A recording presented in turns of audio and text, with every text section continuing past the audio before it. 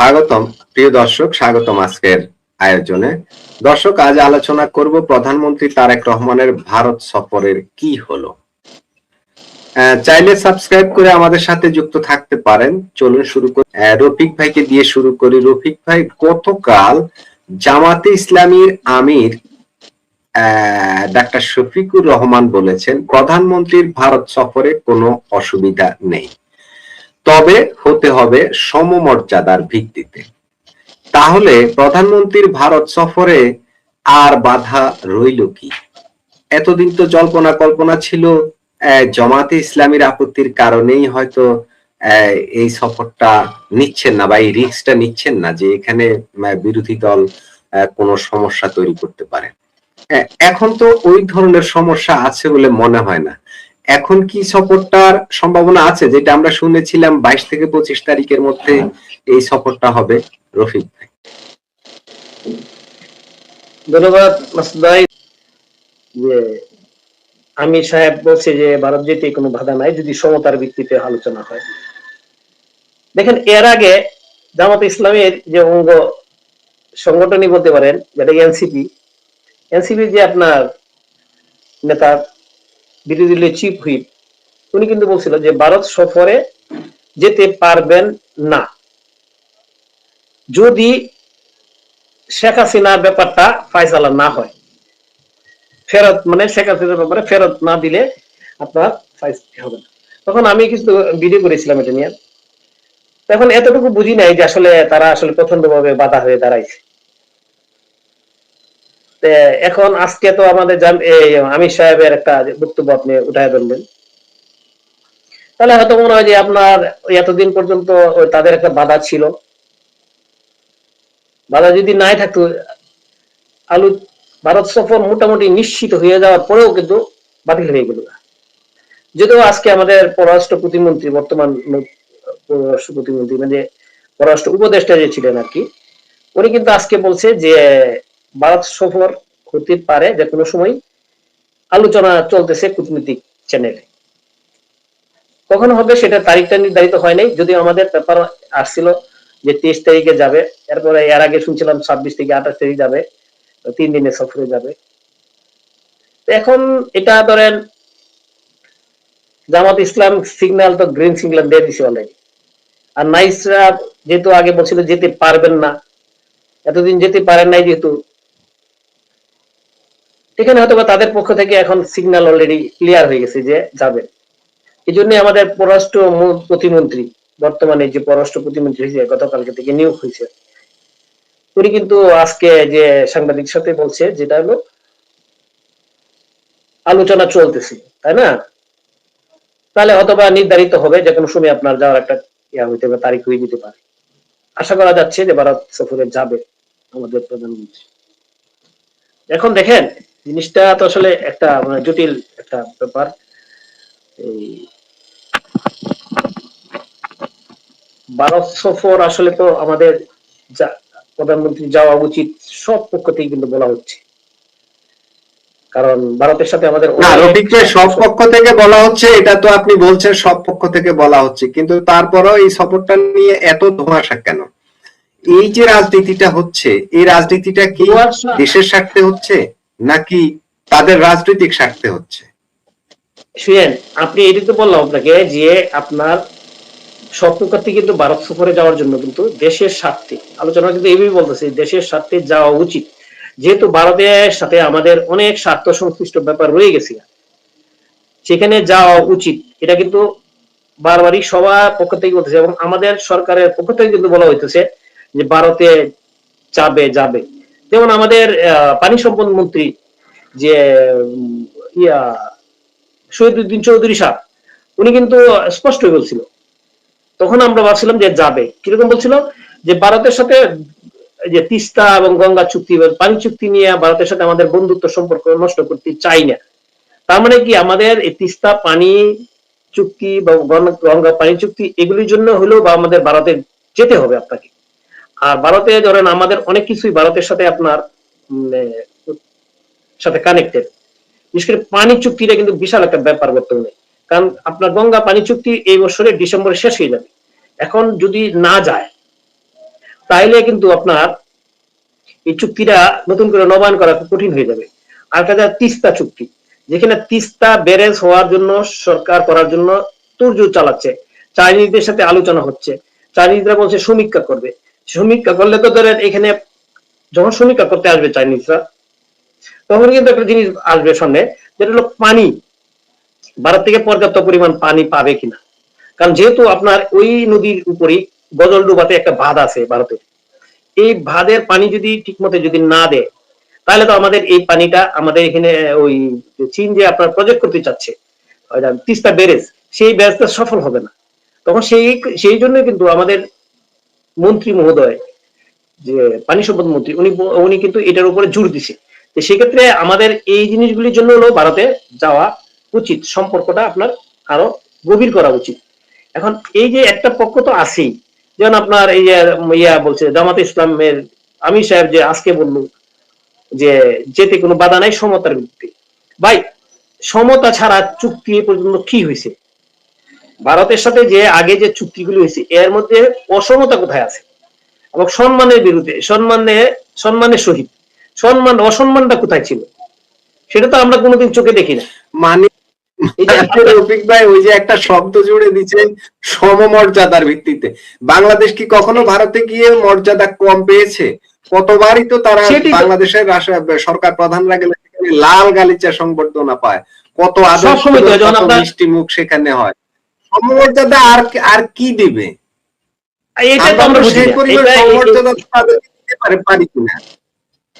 মানে এটা শুনেন, ওদের তো শুনেন, এদের যারা এই ভারত বিরোধিতা করে অভ্যস্ত বা করে, এখন এরা তো সবসময় করে অভ্যস্ত, যেহেতু এখন এই অভ্যস্ত এটা ছাড়তে পারতেছে না। এখন যেহেতু তারাই কিন্তু পর্যায়ক্রমে এরাই কিন্তু এখন সরকারের ক্ষমতায়, এখন ভারতের যেতে হবে, কিন্তু এটাই বাস্তবতা। এই জন্যই কিন্তু এই কিছু কিছু কথা বলে আপনার মানে আগের সরকারের উপরে একটা দুষ্টাবাজ দিয়ে যাচ্ছে, যেটা হলো আগের সরকার সমতার ভিত্তিতে কোনো কাজ করে নাই। সমতার ভিত্তিতে কাজ করে নাই, এর মধ্যে চুক্তি তো ওরা দেখাতে পারে নাই। এ পর্যন্ত সব চুক্তিগুলি তো আগের মতো করে চলতেছে। গঙ্গা চুক্তি বলেন, আপনার অন্যান্য চুক্তি বলেন, সবই তো রয়ে গেছে। আপনার যদি বিদ্যুতের কথা বলেন, বিদ্যুৎ তো এই যে ইউনুসের আমলেও বলছে, কিন্তু এই বিদ্যুৎ তো বন্ধ করেন নাই। বরং বিদ্যুৎ ভারতের মাধ্যমে সহযোগিতায় বিদ্যুৎ আরো আপনার ইয়ার থেকে আনতে চেয়েছিলেন, নেপাল থেকে। ভারত সেটা দেয় নাই। সমতার ভিত্তিতে বা চুক্তি কোনটা আপনার কোথায় অসমতা, কোথায় হলো আপনার মানে ইয়া চুক্তি, মানে যেটা আপনারা এরা বলে গোলামি চুক্তি।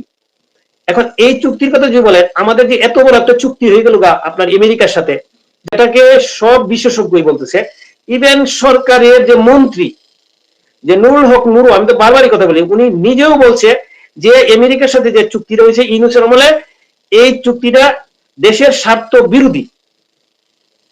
কিন্তু উনি একটা অপশন রেখে দিয়েছে যে এটা এই চুক্তিটা আমরা করি নাই, এটা ইউনুস করছে। মানে এই যে 3 দিন আগে যে চুক্তি রইলো ইউনুস ইয়ার ইলেকশনের 3 দিন আগে, এখন সব পক্ষ থেকে বলতেছে যে চুক্তি তো বাতিল করেন না কেন এর মধ্যে। মানে সব মিলায় একটা মানে মাস আপনার এগ্রিমেন্ট, সেই মাস এগ্রিমেন্টটা কিন্তু অনেক কিছুই আপনার এখন বেরিয়ে আসতেছে, যে ভারত থেকে আপনার কি কি আনতে পারবেন, কি কি আনতে পারবেন না। যেমন কিছুদিন আগে ভারতের ইয়ার থেকে আমেরিকা, রফিক ভাই ভারতের সাথে দ্বিপাক্ষিক অনেকগুলা বিষয় আপনি তুলে ধরলেন, বিশেষ করে বিদ্যুৎ আসে আদানি থেকে, আবার নেপাল থেকে ভারত হয়ে কিছু বিদ্যুৎ আসে, সেটা পরিমাণ বাড়ানোর জন্য বাংলাদেশ সরকার চেষ্টা চালাচ্ছে। এই স্বার্থগুলো তো ভারতের সাথে আমাদের আছে। আর পানির ব্যাপারটা তো আছেই, কারণ আমরা ভাটির দেশ, উজানের দেশ হচ্ছে ভারত। পানি ওদিক থেকে আমাদের দিকে নেমে আসে, ওরা যদি ওদিক থেকে পানি প্রত্যাহার করে ডাইভার্সন করে অন্যদিকে নিয়ে যায়, সেক্ষেত্রে তো আমাদের জন্য বিশাল ঝুঁকি রয়েছে, যেহেতু আমরা কৃষি প্রধান দেশ। তো এটা হলো আমার জাতীয় স্বার্থ। এখন আপনার স্থানীয় রাজনৈতিক স্বার্থ বিবেচনায় যদি জাতীয় স্বার্থ জলাঞ্জলি দেওয়া হয়, তাহলে কি 18 কোটি মানুষকে কি তারা কি জিম্মি করে তাদের রাজনীতি হাসিল করবে? রফিক, আচ্ছা দেখেন, আপনি বলছেন পানি চুক্তি শুধু বলছেন, আপনি অনলাইনে আছেন কিনা থাকেন কিনা আমি বলতে পারবো না, আমি তো সারাক্ষণই অনলাইনে থাকি। এই জন্য অনেকগুলি জিনিস আছে, সেগুলি আপনার আলোচনা করতে পারি। বুঝুন, আমি আমার চ্যানেলে ভিডিওতে বলছি, আমার একটা চ্যানেলে যে ভিডিওটা সেটার মধ্যে বলছি, আপনি একটা 2-3 দিন যাবত একটা খবর বারবার কিন্তু আসতেছে, যেটা হলো আপনার হুঁশিয়ারি শীত, মানে গেঞ্জি গেঞ্জি বা টি শার্ট যেটা আপনি পরে আছেন, এটা এবং এই যে এটার ভিতরে যে আমরা শার্টের নিচে গেঞ্জি পরি, যেটা এই দুইটা এই জিনিসটা, এটা হলো পাবনাতে এই জিনিসটা সবচেয়ে বেশি তৈরি হয়। পাবনাতে এটার ফ্যাক্টরি আছে আপনার 3000-এর সামথিং বা 56,000 মতন। সেই 3000-এর মধ্যে প্রায় 70,000 বা প্লাস আপনার শ্রমিক কাজ করে ডাইরেক্ট। এখানে 2000 ফ্যাক্টরি অলরেডি বন্ধ হয়ে গেছে গা। 40,000 প্লাস আপনার শ্রমিকের আপনার কর্মসংস্থান অলরেডি লস হয়ে গেছে, মানে চাকরি নাই। এবং এটা কেন হয়েছে? এটা হয়েছে অলরেডি, আপনি গতকালকে মিডিয়াতে আসছে, এটা এর 2 দিন আগেও আসছে, 3 দিন আগেও আসছে, যে ভারতের সাথে আমাদের এই ব্যবসাটা বন্ধ হয়ে গেছে। এই ব্যবসাটা ম্যাক্সিমাম ব্যবসাটাই ভারতের সাথে, একটা বিশাল ব্যবসা ছিল ভারতের সাথে, যেটার প্রতি মাসে ব্যবসা হতো 150 লাখ কোটি টাকা। এটা এই হিসাবে দিছে। এখন আমরা ওইভাবে রফিক ভাই এই নিউজটা সম্পর্কে একটু আপনাকে দেই আমি, যেটা আমি এই নিউজটা যেভাবে পেয়েছি সেটা হচ্ছে, এই যে হুঁশিয়ারির যে ইয়েগুলো তৈরি হয়, এগুলো আপনি যেটা বললেন যে ভারতের উদ্দেশ্যেই তৈরি হয় এবং ভারতীয় ক্রেতারাই ওগুলো না, এখানে বিশাল একটা বাণিজ্যের বিষয়, ব্যবসার বিষয়। এখন স্থল বন্দর দিয়ে এই পণ্যগুলো ঢুকতে ভারতের নিষেধাজ্ঞা আছে, সে কারণে মালগুলো যেতে গেলে অনেক দূর ঘুরে যেতে হয়, দাম বেশি পড়ে। এখন ভারতীয় ক্রেতারা ওই উচ্চ মূল্যে এগুলো কিনবে না, এই কারণেই ওই কারখানাগুলো সেখানে বন্ধ হয়ে যাচ্ছে। জি আমি তো এই কথাটাই আসতেছিলাম, যে কেন এটা বন্ধ হয়ে গেছে সেটাতে আসতেছিলাম, যে এটা বন্ধ হয়ে গেছে শুধু আপনার স্থলপথে, ইউনিসের আমলে যে স্থলপথে ভারতে প্রোডাক্ট এক্সপোর্ট করা, এটা কিন্তু বন্ধ আছে, ইউনিসের আমল থেকে বন্ধ আছে। স্থলপথে কোনো প্রোডাক্ট এক্সপোর্ট করতে পারবেন না, ভারতে পাঠাইতে পারবেন না। এখন যে স্থলপথে পাঠাইতে মাত্র লাগে হলো আপনার 2 থেকে 3 দিন লাগে, আর এখন এটা যাইতে হয় আপনার সমুদ্র পথে, সেটার জন্য সময় লাগে 25 থেকে 30 দিন। এবং এই যে হুঁশিয়ারি শিল্পের যারা মালিকরা আছে, আমি নিজের সাক্ষাৎকার শুনছি, তারা বলতেছে যে দয়া করে এটা সরকারকে আবেদন জানাচ্ছে যে এটা যে উইথড্র করার জন্য, উইথড্র না করলে আমাদের টোটাল এই যে ফ্যাক্টরি গুলি সব বন্ধ হয়ে যাচ্ছে। অলরেডি আপনার 3000 মধ্যে 2000 ফ্যাক্টরি বন্ধ হয়েছে, শ্রমিক সাথে হয়েছে 40,000 প্লাস। এখন এই যে এরকম এই যে দুইটা জিনিস সামনে আসছে, আরেকটা স্মরণ করাই দিই আপনাকে, ট্রান্সশিপমেন্ট, যেটা ভারত হয়ে বাংলাদেশের পণ্যগুলো যেত ইউরোপের বাজারে, সেই ট্রান্সশিপমেন্ট সুবিধাটাও ইউনুসের সময় ভারত সরকার বাতিল করে দিয়েছে। এখন ওই সুবিধাটা আমরা পাচ্ছি না, মানে আমরা তো, আমাদেরকে বলা হচ্ছে যে দেশই বিক্রি করে দিয়েছে, পরে আমরা দেখলাম যে না, ভারত আমাদেরকে অনেক সুবিধা দিচ্ছিল, ওগুলো বন্ধ করার কারণে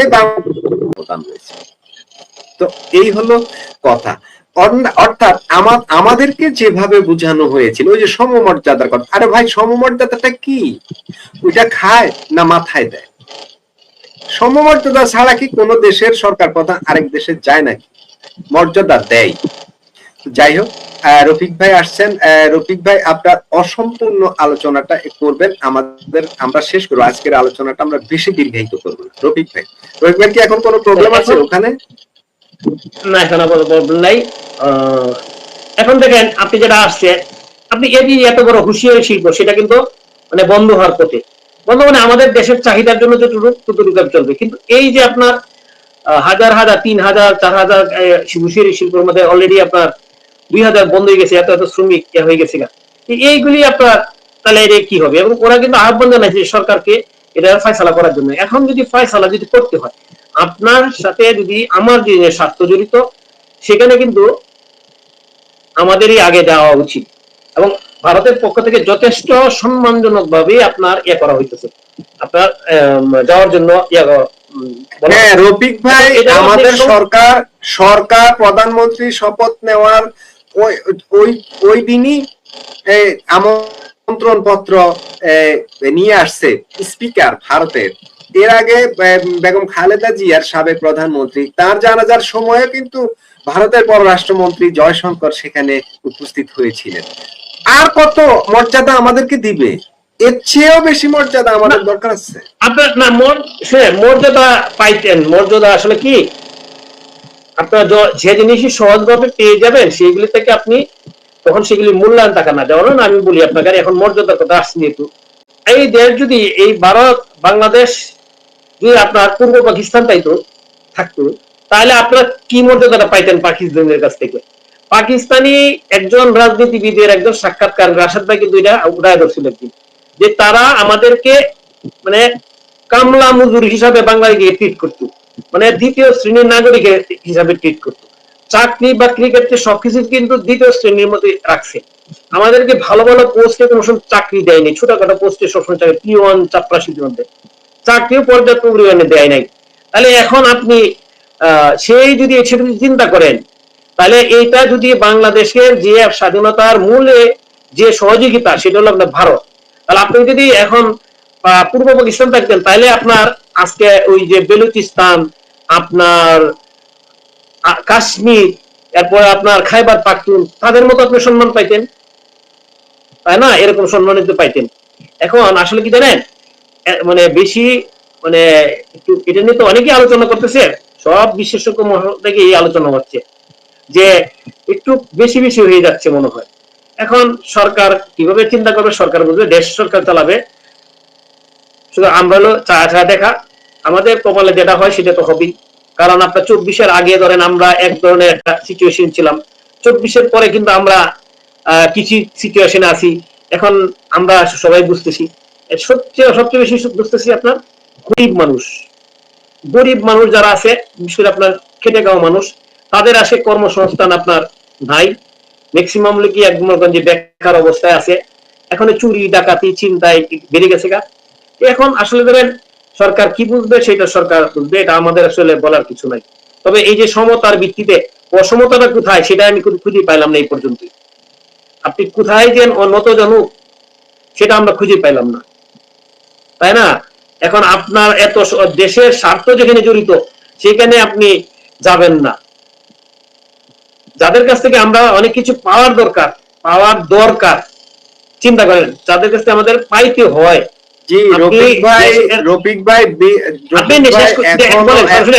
জি শেষ করবেন, আমরা টপিকে যাব, দীর্ঘ করব না। জি না, উদাহরণটা কিন্তু সাথে সাথে থাকতে হবে, যেটা উপস্থিত মানে সেটা নিয়ে আমরা উদাহরণটা দিতে হবে। উদাহরণ তো অনেক আছে, তার মধ্যে উপস্থিত উদাহরণ দিই, যেখানে 400 টাকার কিছু কাঁচামরিচ যদি না আসতো এখানে ধরুন 700 টাকা, আর এই কাঁচামরিচ মানে 100 টাকা কিনতেছেন। আপনি জ্বলন্ত উদাহরণ আর কি দিব বলেন?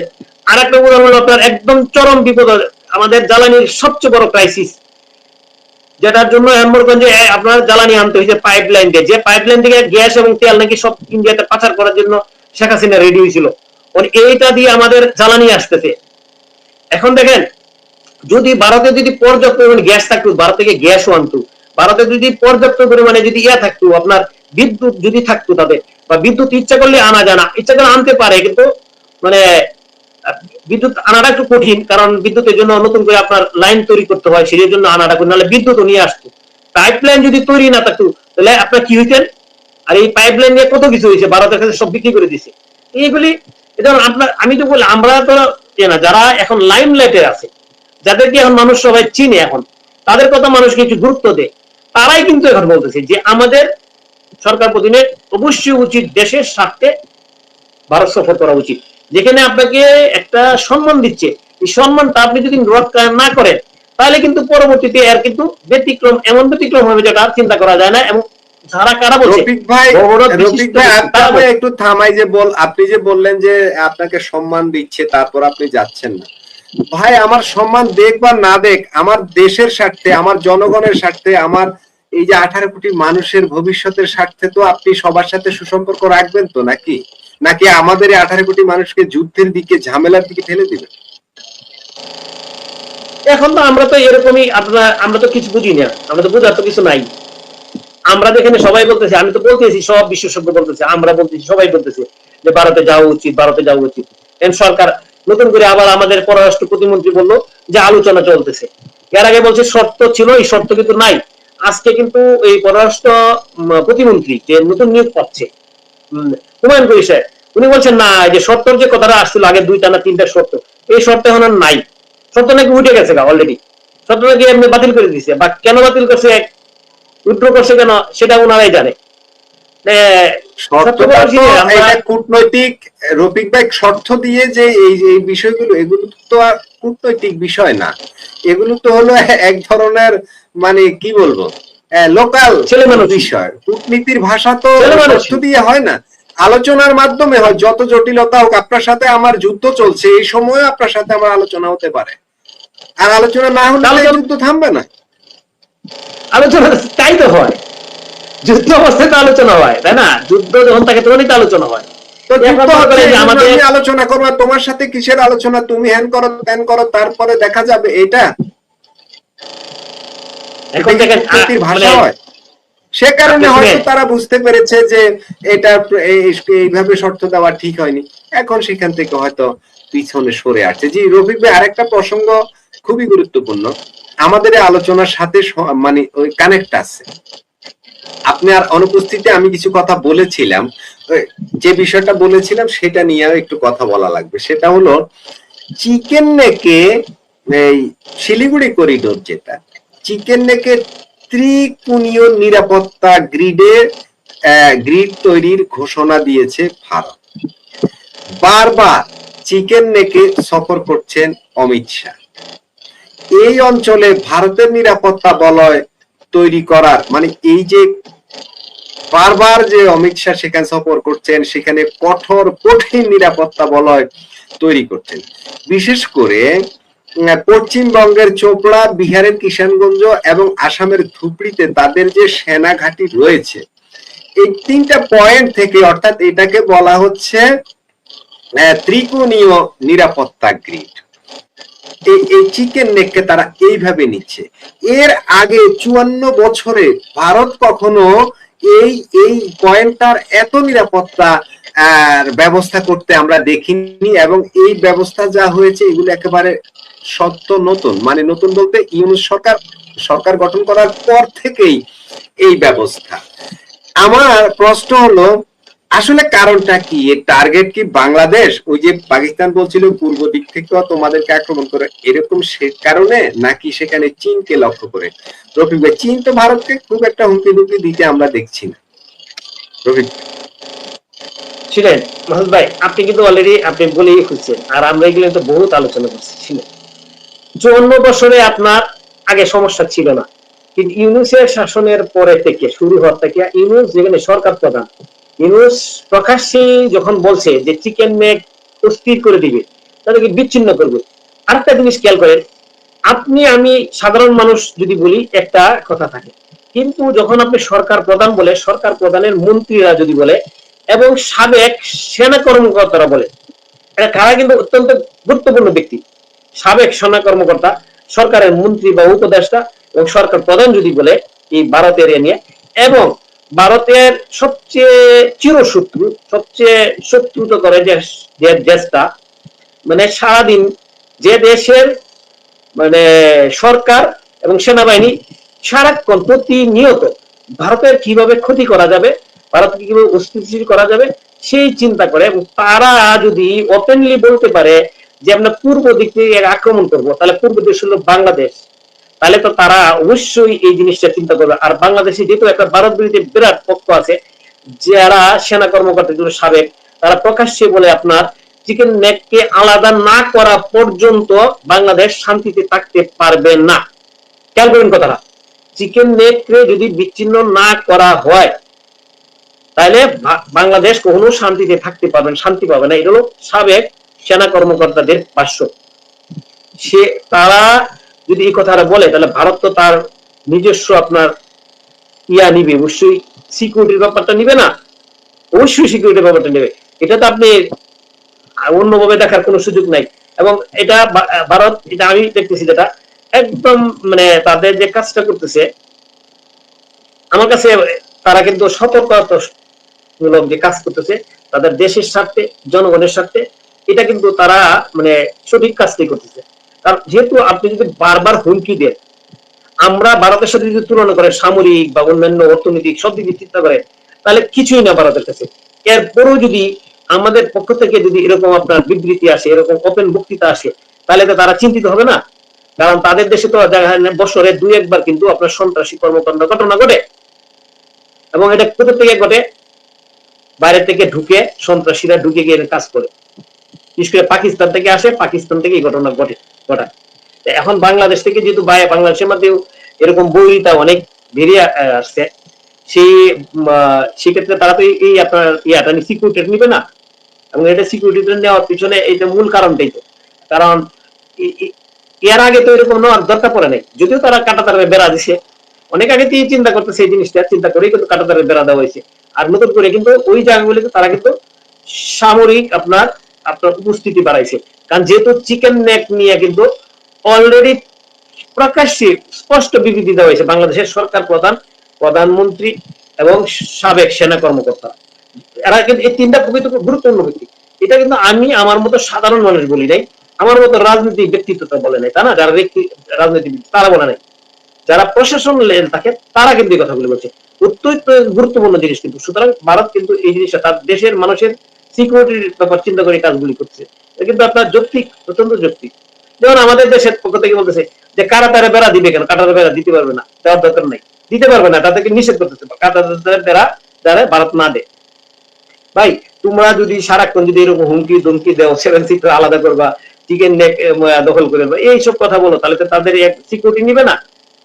এটা তো যৌক্তিক জিনিস মাসুদ ভাই, এটা তো অযৌক্তিক কিছু না। আর জেনে পাকিস্তান তো ওপেন আছেই তাদের বিরুদ্ধে। এবং আরেকটা জিনিস হলো পাকিস্তানে এটার পিছনে আরো কিছু কারণ আছে মাসুদ ভাই। এই যে আপনার বেলুচিস্তানের যে সংঘর্ষ চলতেছে, যে কাশ্মীরে যে আপনার ঘটনা ঘটতেছে, সেগুলির জন্য কিন্তু ভারতকে কিন্তু দায়ী করতেছে পাকিস্তান। খেয়াল করেন জিনিসটা। এখন যেহেতু তাদেরকে নিয়ন্ত্রণ পুরোপুরি করতে পারতেছে না, বিশেষ করে বেলুচিস্তানকে নিয়ন্ত্রণ করতেই পারতেছে না। আর খাইবার পাখতুনখোয়া পাকিস্তান আফগানিস্তানের সাথে যুক্ত, তাদের কথা কিছু বলে না, তবে ইয়ার কথা কাশ্মীর এবং বেলুচিস্তানের কথা বলতেছে যে ভারত এখানে ইন্ধন যোগাচ্ছে। সেক্ষেত্রে ভারতকে বিপদ বেকায়দা ফেলানোর জন্য কিন্তু এরকম সন্ত্রাসী ঘটনা ঘটাইতে পারে। সেক্ষেত্রে এই যে ভারত যে এই কাজটা করতেছে, এটা কিন্তু অত্যন্ত বুদ্ধিদীপ্ত কাজ করতেছে, তাদের দেশকে সুরক্ষার জন্য এই কাজটা করতেছে, একদম মানে সুন্দর একটা কাজ করতেছে। আর এগুলি ধরেন মনে করেন যে এখন যেটা জিনিসটা হচ্ছে সারা গ্লোবালি যে জিনিসগুলি ঘটতেছে আপনার আপনার ধর্মীয় উগ্রবাদিতাটা কিন্তু সারা গ্লোবালি কিন্তু বেড়ে যাচ্ছে। কিন্তু আগের মতো মানুষের মধ্যে কিন্তু মানবতা বলেন বা সহিষ্ণু বলেন সেটা নাই। বাংলাদেশের প্রধানমন্ত্রী তারেক রহমানের ভারত সফর নিয়ে যা কীর্তিকলাপ চলছে, তাতে আমরা তো সম্পূর্ণ বিভ্রান্ত। এবং কূটনৈতিক ভাবে যে জিনিসগুলো সমাধান হয়, সেগুলোকে কখনো সোশ্যাল মিডিয়ায়, কখনো ইনস্টাগ্রামে, কখনো ফেসবুক, কখনো ইউটিউবে এগুলো নিয়ে আলোচনা হচ্ছে। যে আলোচনাগুলো বৈঠকে একান্তেই হতে পারত। যেমন শামা ওবায়েদ, তিনি বললেন যে ভারতকে ঠিক করতে হবে যে তারা কি সম্পর্ক চায়। এগুলো এক প্রকার হুমকি কূটনৈতিক ভাষায়। তারপরে আপনাদের যে পররাষ্ট্র উপদেষ্টা, তিনি বললেন ভারতকে উদ্দেশ্য করে আগে দুটো শর্ত দিয়েছেন, এক শেখ হাসিনার প্রত্যর্পণ এবং 2 হাদির হত্যাকারীদের প্রত্যর্পণ। এগুলো কিন্তু সব হচ্ছে গিয়ে মাঠে ময়দানে ভাষণ দেওয়ার মতো, কূটনীতিতে হচ্ছে। এখন আমাদের সঙ্গে এই যে ভারত একটা সৌজন্য দেখানো দেশ, সহনশীল দেশ, তারা সবসময় আর্থিক সাহায্যে ছুটে যায় এবং সর্বত্র ভারত কিন্তু সম্মান অর্জন করে এসছে। সেই ভারতকে যদি এই অবস্থা দেখানো হয়, মানে এই কূটনৈতিক পর্যায়ে ফেলা হয়, সেটা কি বিশ্বের কাছে খুব একটা ভালো বার্তা নিয়ে যায় বলে আপনাদের মনে হয়? নিশ্চয়ই খুব ভালোভাবে নেবে। এগুলো কি বিশ্বের কাছে যাচ্ছে না? আজকে আমাদের আনন্দবাজারে একটা স্টোরি বেরিয়েছে, তারেক সফর নিয়ে চূড়ান্ত বিভ্রান্তি দিল্লিতে।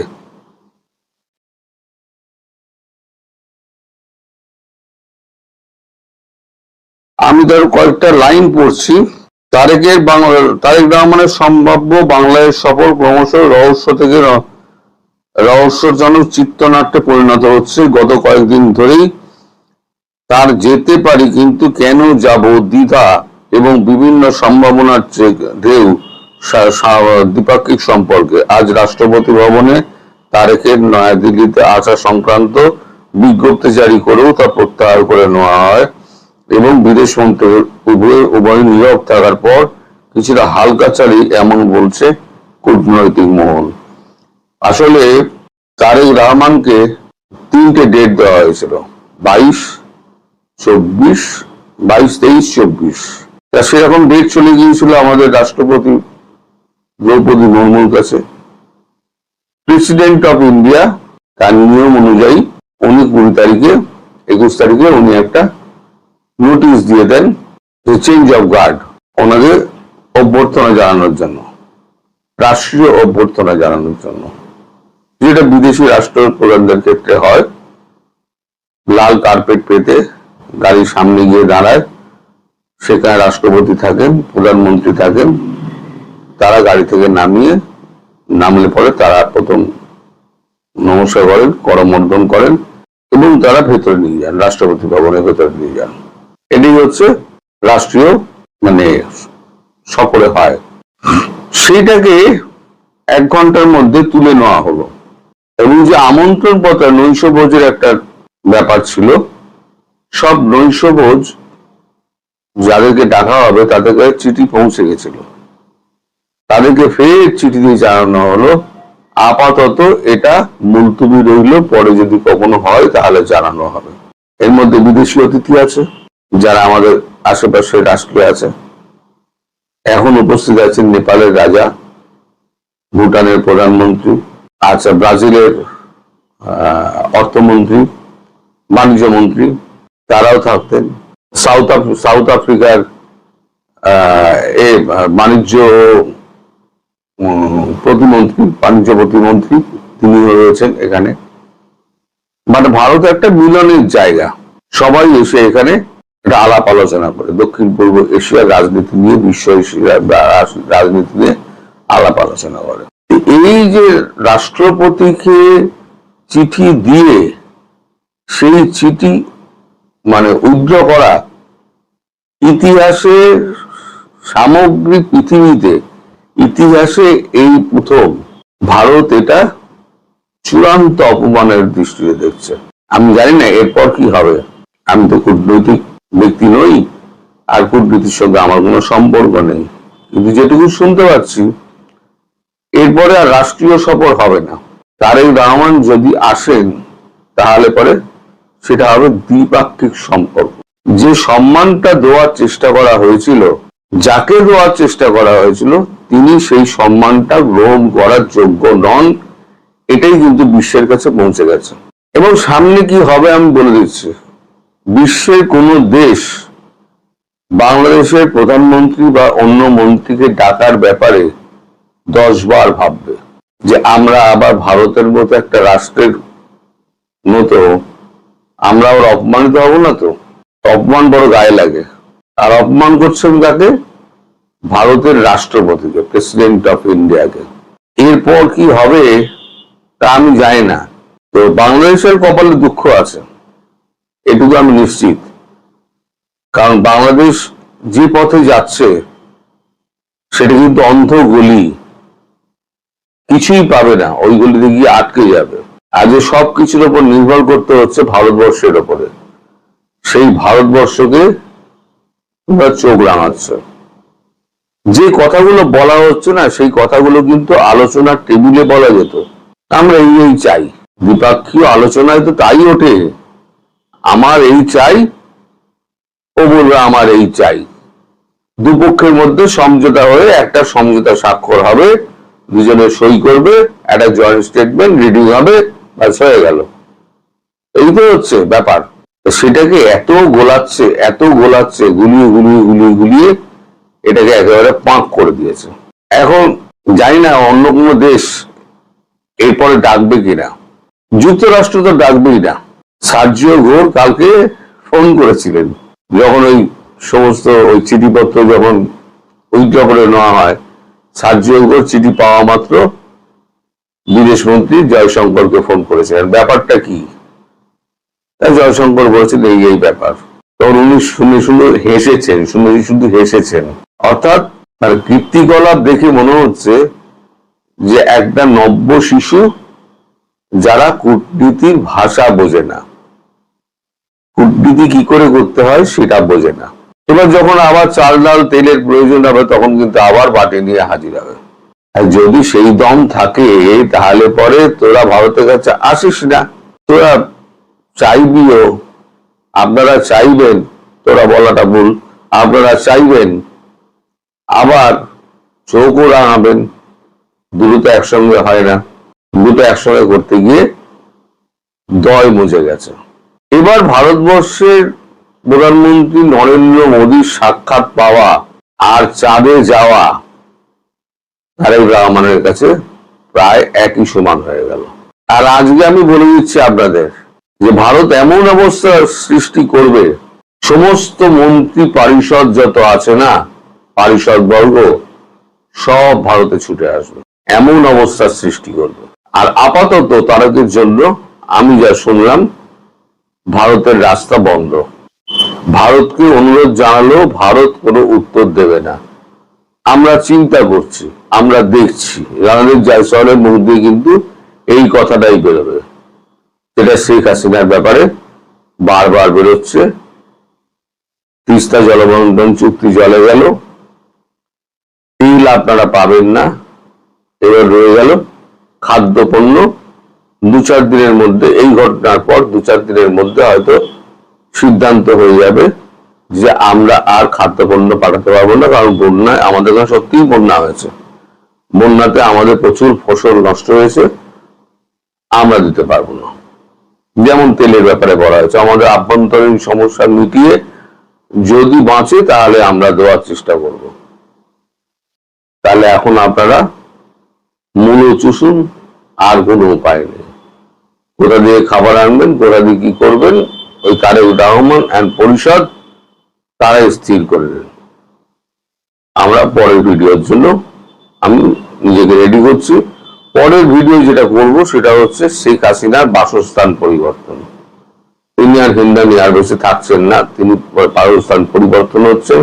সেটা কোথায় যাচ্ছেন, কেন যাচ্ছেন, সেটা পুরোটা বলবো। আমাদের প্রধানমন্ত্রী তারেক রহমানের ভারত সফর নিয়ে এমন একটা ঘোর পেকে গেছে যে এটাকে আমার কাছে এখন আর কূটনীতি বলে কিছু মনেই হচ্ছে না। মানে কূটনীতির তো একটা ভাষা আছে, কূটনীতির একটা পদ্ধতি আছে। মানে আমার কাছে মনে হচ্ছে যেন খুবই ছেলে মানুষের আচরণ হচ্ছে। এটা কেবল আমাদের দিক থেকে না, ওদের দিক থেকেও হচ্ছে। মানে আমার কাছে মনে হচ্ছে যেন কোনো কোঅর্ডিনেশন বলতে যা বোঝায়, যে মানে আপনার একের সঙ্গে অন্যের যে বোঝাপড়া, এরকম বোধ করি কিছুই নেই। এটা দুটো কারণে হতে পারে। একটা কারণ হলো যে উভয় পক্ষ বিষয়টাকে মানে খুবই সিরিয়াসলি নিয়েছে, এবং এই অতিরিক্ত সিরিয়াসনেসের কারণে এইভাবে ঘটনা ঘটছে। অথবা এমন হতে পারে দুপক্ষে অথবা কোনো এক পক্ষে দুদেশের সম্পর্কটাকে তিক্ততম পর্যায়ে ঠেলে নেওয়ার জন্য তারা চেষ্টা করছে। এখন কোনটা হয়েছে বলা বড় কঠিন, তবে আলোচনাটা করলে, কেন আমি এগুলি বলছি, এই বিষয়টা ক্লিয়ার হয়ে যাবে যে আমি আলোচনাটা একটু ডিটেইলে আপনাদের সঙ্গে করি। দেখুন, আপনারা সবাই জানেন যে দীনেশ ত্রিবেদী মানে বাংলাদেশে নিযুক্ত ভারতের হাই কমিশনার, ওনার মাঝখানে যে এত দৌড়ঝাঁপ ছিল, আমাদের দেশের প্রধানমন্ত্রীর সঙ্গে আলাপ করা, পররাষ্ট্রমন্ত্রীর সঙ্গে আলাপ করা, তারপরে প্রধানমন্ত্রী আলাপ করে ওই দিনে আবার ভারতে চলে যে ভারতের প্রধানমন্ত্রীর সঙ্গে আলাপ করা, এই যে বিষয়গুলো ছিল এগুলো আসলে আনইউজুয়াল। মানে এত সিরিয়াসলি উনি এগুলো করছিলেন, এবং যখনই ওনার সঙ্গে সাংবাদিকদের কথা হচ্ছিল উনি তখন এটা খুব সিরিয়াসলি বলার চেষ্টা করছিলেন যে আলোচনার মাধ্যমে সব সমস্যার সমাধান করা সম্ভব, এবং আলোচনা হবে, বসতেই হবে। এমনই বলা হলো যে আমাদের প্রধানমন্ত্রী ভারতে গেলে তাকে অভাবিত সম্বর্ধনা দেওয়া হবে এবং তাকে খুব গুরুত্ব দেওয়া হবে। এগুলো নানা রকম কথা বলা হলো। আমাদের দেশের প্রধানমন্ত্রী ভারতে গেলে তাকে প্রচুর সম্মান দেওয়া হয়, অভ্যর্থনা জানানো হয়, যে আলোচনা করে বিভিন্ন সমস্যার সমাধান করা হয়। এগুলো তো আমাদের জন্য ভালো। যে যাই বলুক ভাই, আমি নিজে মনে করি ভারতের সঙ্গে সুসম্পর্ক করলে আমাদের জন্য ভালো। ভারতের সঙ্গে সম্পর্ক তিক্ততার মধ্যে ঠেলে দেওয়ার মাধ্যমে আমাদের অর্জনের কিছু থাকবে না। আমি এর মাধ্যমে ঠেলে দিয়ে ঝগড়া করে আমরা অনেক কিছু অর্জন করে ফেলবো, এটা আমি পার্সোনালি মনে করি না। আমরা এখন যে সাংবাদিকতার অভিজ্ঞতা যা দেখেছি, বাংলাদেশ ভারতের ক্ষেত্রে যা দেখেছি, বাংলাদেশের সঙ্গে অন্যান্য দেশের ক্ষেত্রে যা দেখেছি, বিভিন্ন দেশের কূটনৈতিক সম্পর্কে কথাবার্তা থেকে যতটুকু বুঝেছি, আমার মনে হয় দুটো প্রতিবেশী দেশের মধ্যে সম্পর্ক তিক্ততার মধ্যে ঠেলে দেওয়ার মাধ্যমে কোনো কিছু অর্জন করা যায় না। অন্তত পক্ষে এই দুই দেশের মধ্যে যে দেশটা একটু ছোট, তারা তো কিছু অর্জন করতে পারেই না। এটা হলো আমার অবজারভেশন। তারপরে অনেক লোক আছে আমাদের দেশে যা নাকি এই বিষয়টাকে টিকিয়ে রেখে এক ধরনের সুবিধা পেতে চায়। ঠিক আছে, এটা তার পাপ, কোনো সমস্যা নেই। আমি যে কথাটা বলছিলাম সেটা আরেকবার আপনাদেরকে একটু বলে নিই। দেখুন, প্রথমে কথা হলো যে ভারত আমাদের দেশে আমাদের প্রধানমন্ত্রীকে প্রধানমন্ত্রী হিসেবে দাওয়াত করেনি। মানে এটা বলা হচ্ছে সেই যে সেপ্টেম্বরের দ্বিতীয় সপ্তাহে ওখানে যে ব্রিক্স শীর্ষ সম্মেলন হবে, সেই ব্রিক্স শীর্ষ সম্মেলনে আমাদের প্রধানমন্ত্রী তারেক রহমানকে ভারত দাওয়াত করেছিল। কিন্তু সেই দাওয়াতটা করেছিল বিমস্টেকের চেয়ারম্যান হিসেবে, মানে বাংলাদেশ এই মুহূর্তে বিমস্টেকের চেয়ারম্যান। তো যে বিমস্টেকের চেয়ারম্যানকে ওরা দাওয়াত করেছিলেন যে ওখানে গেলে, তারেক রহমান সাহেব গেলে সেখানে ব্রিক্স শীর্ষ সম্মেলনের আউটরিচে তারেক রহমানের সঙ্গে নরেন্দ্র মোদীর একটা বৈঠক হতে পারে মানে হবে আর কি, এই ধরনের একটা দাওয়াত তারা করেছিল। সেই দাওয়াতটা আমাদের দেশের প্রধানমন্ত্রী হিসেবে গ্রহণ করেনি। আমাদের সরকারের যারা নাকি সংশ্লিষ্ট কর্তৃপক্ষ আছেন, পররাষ্ট্র মন্ত্রণালয়ে যারা দায়িত্বপ্রাপ্ত আছেন, তারা সেটাকে ভালোভাবে নেননি। তারা বলেছেন যে আমাদের প্রধানমন্ত্রী দাওয়াত করলে প্রধানমন্ত্রী হিসেবে দাওয়াত করতে হবে, বিমস্টেকের চেয়ারম্যান হিসেবে ওখানে গেলে সেটা তো বিমস্টেকে নিয়ে আলোচনা হবে, সেটা তো বাংলাদেশ নিয়ে আলোচনা হবে না। কাজে এটা ওনারা পছন্দ করেননি। ইন্টারেস্টিংলি তার আগে ভারত কিন্তু একাধিকবার জনাব তারেক রহমানকে ভারত সফরের জন্য দাওয়াত করেছেন। আপনি জানবেন যে যখন নাকি বাংলাদেশ সরকার যখন গঠিত, নতুন সরকার যখন গঠন করা হয়, যখন শপথ নেওয়া হয়, সেই অনুষ্ঠানে কিন্তু ভারতের যিনি ওনাদের লোকসভার যিনি স্পিকার, মানে ভারতের জাতীয় সংসদের স্পিকার মিস্টার ওম বিরলা, তিনি কিন্তু এসেছিলেন এবং তখনও উনি ভারত সফরের জন্য আমাদের প্রধানমন্ত্রীকে দাওয়াত করে গিয়েছিলেন। এরপরে দাওয়াত, এর আগেও দাওয়াত হয়েছে, পরে দাওয়াত অনেক এসেছে আমাদের জন্য।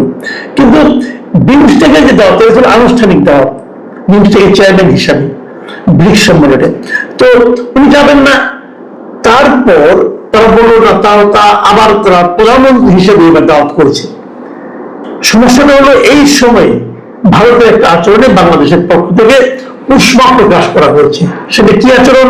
সেটা হলো অগাস্টের 5 তারিখে ভারতে একটা প্রেস কনফারেন্সের মতো হয়েছিল। সেখানে অনলাইনে আওয়ামী লীগের সভানেত্রী, সাবেক প্রধানমন্ত্রী, বাংলাদেশের দণ্ডপ্রাপ্ত ব্যক্তি শেখ হাসিনা উপস্থিত ছিলেন এবং তিনি বিভিন্ন দেশের বিদেশি সাংবাদিকদেরকে নানা প্রশ্নের জবাব দিয়েছেন। এই অনুষ্ঠানটা না করার জন্য, হতে না দেওয়ার জন্য বাংলাদেশের পক্ষ থেকে ভারতকে রিকোয়েস্ট করা হয়েছিল। ভারত বলেছে যে এটা তো আমরা আয়োজন করিনি, এটা একটা বেসরকারি প্রতিষ্ঠান আয়োজন করেছে, কাজে এটা হয়ে গেছে। কিন্তু ভারত ওই অনুষ্ঠানে শেখ হাসিনা কিংবা অন্যান্য যা যা বলেছেন তার কোনোটার সঙ্গে ভারত সরকারিভাবে একমত নয়। মানে ভারত ওদের সেই বক্তব্যগুলিকে এন্ডোর্স করছে না, অনুমোদন করছে না। এটা ভারতের পক্ষে বলা হয়েছে। এটাও কিন্তু একটা বড় ইন্ডিকেশন যে প্রথমবারের মতো ভারত বলল যে শেখ হাসিনার বক্তব্যকে তারা অনুমোদন করছে না। কিন্তু তাতে কাজ হয়নি। যখন ভারতের পক্ষ থেকে আমাদের প্রধানমন্ত্রীকে আনুষ্ঠানিকভাবে দাওয়াত দেওয়া হলো, আমাদের পক্ষ থেকে বলা হলো যে বাংলাদেশ মনে করছে যে একটা পূর্ব শর্ত তারা দিল যে ওখানে যে শেখ হাসিনা আছেন তাকে যদি আমাদের এখানে ফেরত পাঠানো না হয়, অথবা আমাদের শরীফ ওসমান হাদিকে যারা হত্যা করেছে সেই সন্দেহভাজন ব্যক্তি যারা ভারতে গ্রেপ্তার হয়েছে, যে তাদেরকে আমাদের দেশে ফেরত পাঠানো না হয়, তাহলে বাংলাদেশ মনে করবে যে ভারতের সঙ্গে আমাদের অনুকূল, মানে সফর করার মতো অনুকূল পরিবেশ তৈরি হয়নি। এবং সে কারণে ওই ব্যাপারে কোনো সিদ্ধান্ত না আসা পর্যন্ত আমাদের প্রধানমন্ত্রী ভারতে যাবেন না। এখন এই যে কথাগুলি বলা হচ্ছে, এই কথা বলার পর কিন্তু আমরা ধরেই নিয়েছিলাম যে আসলে আর এই সফরে কোনো ভবিষ্যৎ নেই, আমরা যে যাই বলি না কেন নেই, এটা আমরা ধরে নিয়েছিলাম। কিন্তু এর মধ্যে যে ঘটনাটা ঘটলো সেটা হলো যে হঠাৎ করে গত শুক্রবার একটা ঘটনা হলো। শুক্রবার বেলা 2টার দিকে ভারতের রাষ্ট্রপতি ভবন থেকে একটা ঘোষণা আসে এবং তার ভিত্তিতে প্রেস ইনফরমেশন ব্যুরো পিআইবি, ভারতের একটা সমাজ সংস্থা, ওরা একটা বিজ্ঞপ্তি প্রকাশ করে। সেখানে ভারতের ডেপুটি প্রেস সেক্রেটারি নাভিকা গুপ্ত তিনি শুক্রবার দিন বেলা 2:13 একটা প্রেস বিজ্ঞপ্তি দিয়ে জানান যে শনিবার রাষ্ট্রপতি ভবনে চেঞ্জ অফ গার্ড অনুষ্ঠান হবে না। এই চেঞ্জ অফ গার্ডটাকে আপনি দেখতে পারেন বলতেছি, এবং সেটার কারণ হিসেবে বলা হচ্ছে কেন হবে না, যে বাংলাদেশের প্রধানমন্ত্রীকে আনুষ্ঠানিক সংবর্ধনা জানানোর জন্য ওই সময় পূর্ণ রিহার্সাল হবে, এটা তারা জানাইছিল। এখন চেঞ্জ অফ গার্ড হলো কি আমি বলি, প্রতি শনিবার ভারতের রাষ্ট্রপতি ভবনে যারা ওখানে যারা নাকি আপনার রাষ্ট্রপতিকে নিরাপত্তা দেয়, ওখানে যারা নিরাপত্তা দেওয়ার জন্য দায়িত্বরত থাকে, তাদের পরিবর্তন হয়, এক সপ্তাহ পর পরিবর্তন হয়। এই সপ্তাহে যারা ছিল নতুন সপ্তাহে আবার অন্যরা আসে। এই যে নতুন একটা আসে, একদল যায় একদল আসে, এই উপলক্ষে ওখানে একটা অনুষ্ঠান হয়, বেশ জাঁকজমকপূর্ণ অনুষ্ঠান, ঘোষণা নিয়ে বেশ খুবই একটা দেখার মতো একটা অনুষ্ঠান হয়, প্রতি শনিবারে হয় সেটা। এবং সেই অনুষ্ঠানে অনেক লোক যায়, দর্শনার্থীও থাকে, টিকিট কেটে তারা যায়, সাধারণ মানুষ টিকিট কেটে সে অনুষ্ঠানটা, চেঞ্জ অফ গার্ড অনুষ্ঠানটা দেখার জন্য সেখানে যেতে পারে। তো এই শনিবারে সেটা হবে না। কারণ হলো যে যেহেতু বাংলাদেশের প্রধানমন্ত্রী যাবেন এবং ওনাকে যে সম্বর্ধনাটা দেওয়া হবে, সেই সম্বর্ধনার মহড়া শনিবার দিন হবে, এবং যেহেতু মহড়াটা হবে অতএব ওই দিন আর চেঞ্জ অফ গার্ড অনুষ্ঠানটা হবে না, বিজ্ঞপ্তি দেয়। এবং এই বিজ্ঞপ্তি দেওয়ার কিছুক্ষণের মধ্যে এটা নিয়ে বেশ কথাবার্তা শুরু হয়ে যায়। এই বিজ্ঞপ্তি থেকে তো মনে হচ্ছে যে তাহলে বাংলাদেশের প্রধানমন্ত্রী ভারতে যাচ্ছে, বাংলাদেশের আলোচনা হয়, কই আমরা তো সেরকম কিছু বলিনি, আর ভারত তাহলে কোথায় চলে যাচ্ছে, এইটা নিয়ে মোটামুটি একটা হয়ে পড়ে যায়। এবং কিছুক্ষণ পরে আপনার ঘন্টা খানেক পরে ওরা বলেছে 3:32 2:30 দিকে, 1.5 ঘন্টা পরে ভারতের পক্ষ থেকে আরেকটা বিবৃতি দিয়ে আগের ঘোষণাটাকে প্রত্যাহার করে নেওয়া হয়। বলা হয় যে কোথাও কোনো ভুল বোঝাবুঝি হয়েছে এবং এই জন্য এমনটা হয়েছে। কিন্তু ভুল বোঝাবুঝিটা কোথায় হয়েছে সেটা কিন্তু কেউ ক্লিয়ার করেনি। এখন ভারতের পক্ষ থেকে এরকম একটা বিবৃতি চলে যাওয়া, আবার 1.5 ঘন্টার মধ্যে সেটা প্রত্যাহার করে নেওয়া, এই দুটো থেকে আমরা কি দেখলাম? প্রথমত আমার যেটা মনে হচ্ছে সেটা হলো, প্রথমবার যে বিবৃতিটা তারা দিয়েছিল, তারা নিশ্চিত ছিল যে তারেক রহমান সাহেব যাচ্ছেন, কিন্তু এই কিছুক্ষণ পরেই বুঝতে পেরেছেন যে না, আসলে উনি যাচ্ছেন না, এবং এই জন্য এটাকে প্রত্যাহার করে নেওয়া হয়েছিল। দেখুন, তারেক রহমান সাহেব যখন প্রথম যাবেন বলেছিলেন, তখন আমাদের এখানকার যারা নাকি রাজনৈতিক দল আছে বিরোধী, এনসিপি, জামাত ইসলাম, তারা কিন্তু প্রবল প্রতিবাদ করেছিলেন, বলেছিলেন শেখ হাসিনার ব্যাপারে সুরাহা না হওয়া পর্যন্ত উনি যেতে পারবেন না, ওনাকে যেতে দেওয়া হবে না, এমন কথা বলেছিল। পরে আবার একসময় দেখলাম জামাত লিডার বলছেন হ্যাঁ উনি যেতে পারেন, যদি আমাদের স্বার্থ সংরক্ষণ হয় তাহলে যেতে পারেন। তো এই যে কথাগুলো আমার কেন যেন মনে হচ্ছে যে বাংলাদেশে যারা বিরোধী দল আছে তারা কি বলছে, কি ভাবছে, কি প্রতিক্রিয়া দেখাচ্ছে, তার উপর নির্ভর করছে যে তারেক রহমান সাহেব ভারত যাবেন কি যাবেন না। এবং সর্বশেষ যে ঘটনাটা ঘটলো, এর মাধ্যমে আমি মোটামুটি নিশ্চিত হতে পারলাম, আমার মনে হচ্ছে এখন আর তারেক রহমানের ভারতে যাওয়ার কোনো উপায় নাই, কোনো সুযোগ আর থাকলো না। কারণ সুযোগ থাকলো না সেই কারণে, যদি এখন উনি যান সেটা ভারতের জন্য আর মুখ দেখার মতো অবস্থা থাকবে না। কারণ ভারত তাহলে ওটা কেন বাতিল করলো, আবার প্রত্যাহার করে নিল, এটা ভারতের জন্য একটু বিব্রতকর ব্যাপার হয়ে যাবে, আর আমাদের জন্য তো হবেই। এখন ধরেন আমরা ধরে নিলাম, যেমন আজকে আমি গতকালকে একটা নিউজ দেখলাম, প্রথম আলোর একটা নিউজ, সেখানে আমাদের যিনি প্রেস সেক্রেটারি আছেন প্রধানমন্ত্রী মিস্টার সালেহ শিবলি, তাকে জিজ্ঞাসা করা হয়েছিল যে আপনি উনি জিজ্ঞাসা করেন না, প্রথম আলোর নিউজটাতে সালেহ শিবলির একটা বক্তব্য ছাপা হয়েছে, সেটা উনি রয়টার্সকে বলেছেন। সালেহ শিবলি, সেখানে রয়টার্সকে সালেহ শিবলি বলেছেন যে প্রধানমন্ত্রীর সফর নিয়ে এখনো কোনো সিদ্ধান্ত হয়নি, শেখ হাসিনা ও অন্যান্য পলাতক অপরাধীদের প্রত্যর্পণের বিষয়ে ভারতের জবাবের অপেক্ষায় আছে ঢাকা। তার মানে ওই যে বাংলাদেশ দুটো শর্ত দিয়েছিল, যে শর্তগুলিকে ভারতের মিডিয়া এবং ভারতের কূটনৈতিক বিশ্লেষকরা কঠিন শর্ত হিসেবে অভিহিত করছে, সেই শর্ত জবাব ভারত কি দেয় তার অপেক্ষায় বাংলাদেশ ওয়েট করছে, এবং জবাব পাওয়ার পর সিদ্ধান্ত হবে যে না বাংলাদেশ থেকে ভারতে যাবে কি যাবে না। এখন ওই জবাবটা কি হবে কি হবে না এটা কিন্তু আমরা এখনো জানি না। আমার তো মনে হয় যে যদি জবাবটা ইতিবাচক হয় তাহলে বাংলাদেশ যাবে, আর ইতিবাচক না হলে যাবে না। ইতিবাচক হলে কি হবে? ইতিবাচক হলে ভারত বলবে আমরা শিগগিরই ফেরত পাঠাবো, অথবা বলবে আমরা এটা খতিয়ে দেখছি, খতিয়ে দেখা যাচ্ছে আগে অনেকবার করছি, এটা বলবে। এই সেগুলো কি হবে আলটিমেটলি? তাহলে তারা কি শেখ হাসিনাকে ফেরত পাঠাবে কিংবা পাঠাবে না? আমার যেটা মনে হয় যে খুব শিগগিরই এত দ্রুত এই শর্তের কারণে ভারত বলবে যে আমরা শেখ হাসিনাকে ফেরত পাঠাবো, এটা আমার কাছে মনে হয় না। আমি যতটুকু বুঝি, যদি না পাঠায় তাহলে আমাদের পক্ষে যাওয়া সম্ভব না। কারণ বাংলাদেশের পক্ষ থেকে শর্ত দেওয়া হয়েছে, সেই শর্তগুলি যদি ভারত না মানে তাহলে উনি যাবেন কোন মুখে?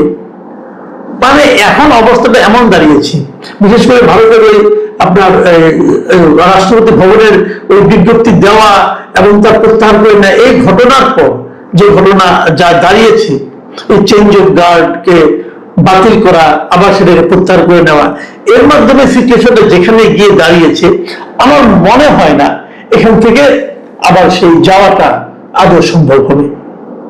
যদি সম্ভব না হয় তাহলে কি হবে? এটাই হচ্ছে বড় প্রশ্ন, এবং এই প্রশ্নের জবাব যেটাই আসুক আমার মনে হয় না কূটনৈতিক ভাবে আমরা খুব একটা ভালো অবস্থানে থাকবো, ভালো কিছু অর্জন করতে পারবো, এটা আমার কাছে অন্তত মনে হয় না। আমি জানি না এটা কেন হচ্ছে।